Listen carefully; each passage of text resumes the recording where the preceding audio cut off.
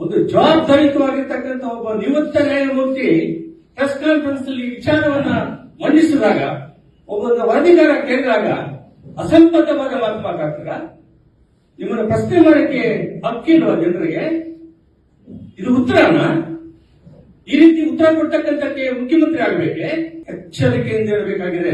ಮುಖ್ಯಮಂತ್ರಿಗಳಾಗಲಿ, ಪ್ರಧಾನಮಂತ್ರಿಗಳಾಗಲಿ, ಮುಖ್ಯ ನ್ಯಾಯಮೂರ್ತಿಗಳಾಗಲಿ, ನ್ಯಾಯಮೂರ್ತಿಗಳಾಗಲಿ, ದೇಶದ ಜನ ಪ್ರಬುದ್ಧರು, ಸಾರ್ವಭೌಮರು. ಅವರು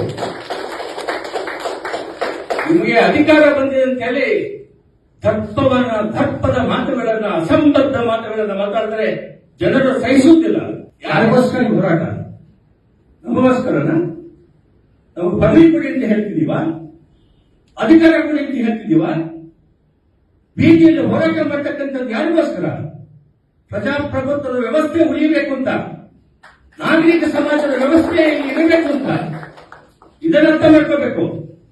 ಹೋರಾಟಗಾರರು ಸಮಾಜವಾದಿ ಒಂದು ತತ್ವದ ಮೇಲೆ ಇದ್ದೀನಿ ಅಂತ ಹೇಳ್ತೀರಿ, ಸಾಮಾಜಿಕ ನ್ಯಾಯ ಅಂತ ಹೇಳ್ತೀರಿ, ಹೆಣ್ಣು ಮಕ್ಕಳನ್ನ ಅಮಾನುಷವಾಗಿ ಸಾಮೂಹಿಕ ಹತ್ಯೆಗಳನ್ನ ಮಾಡಿ, ಮರಣ ಮಾಡಿ ಕೂತಿದ್ದಾರೆ ಅಂತ ಹೇಳಿದ್ರೆ, ಸಾಕ್ಷಿದಾರ ಹೇಳ್ತಾ ಇದ್ರೆ ಅದನ್ನ ಪರಿಗಣಿಸತಕ್ಕಂತ ಒಂದು ಮನಸ್ಥಿತಿ ನಿಮಗೆ ಇಲ್ಲ ಅಂದ್ರೆ ಏನು ಆಡಳಿತ ನೀವು ನೀಡ್ತೀರಿ?